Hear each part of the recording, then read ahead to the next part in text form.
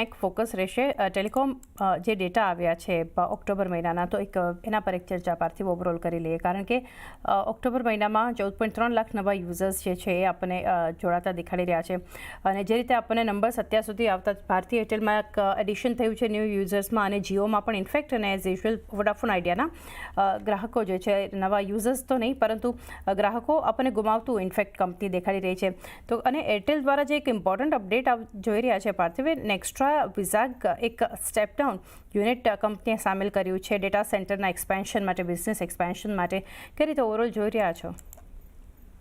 I think especially for સૌથી હું data centre related બિઝનેસની વાત કરું તો yes, Bharti Airtel has one of the larger size data centre business, અને પોસિબલ છે કે આગળ જતાં જ્યારે આ બિઝનેસમાં વધુ સ્કેલ આવે તો એને કાઇન્ડ ઓફ એ લોકો આઈપીઓ દ્વારા લિસ્ટિંગ પણ કરાવે, એટલે that can unlock a lot of value Bharti એરટેલના શેર હોલ્ડર્સ માટે.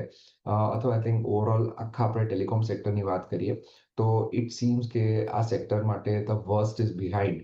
અને હવે ધીમે ધીમે આપણે જોઈ રહ્યા છે કે slowly gradually the pricing power is improving. છેલ્લા 2 વર્ષની આરપુની ટ્રેજેક્ટરી આપણે જોઈએ તો એ એક ઇન્ક્રીઝિંગ ટ્રેજેક્ટરીમાં રહી છે. તો that is a positive healthy sign, કારણ કે આપણે જાણીએ છીએ કે all these companies have invested heavily in capex, spectrum charges અને એજીઆર ડ્યુઝ પણ એ લોકોએ ભરેલા છે.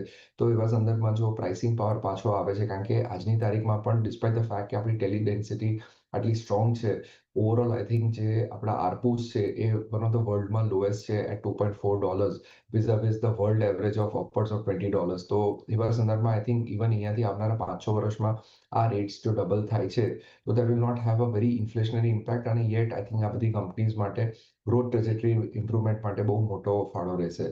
Plus all these companies wireless સિવાય પણ એ લોકો વાયર્ડમાં પણ બ્રોડબેન્ડ સર્વિસીસમાં પેનિટ્રેટ કરી રહ્યા છે, એટલે ત્યાં પણ એક ગ્રોથ અંડર પેનિટ્રેટેડ છે, તો એ પણ એક સારું દેખાઈ રહ્યું છે. Overall, in terms of the stocks, we'll still stick our neck out and go with Bharti Airtel. It is one of the finest plays, and in future, જ્યારે પણ જીઓનું અનલોકિંગ થાય, there will be interesting to see at what valuations they come out with. But I think as of now, it is best to for investors કે telecom carriersમાં to play with Bharti Airtel.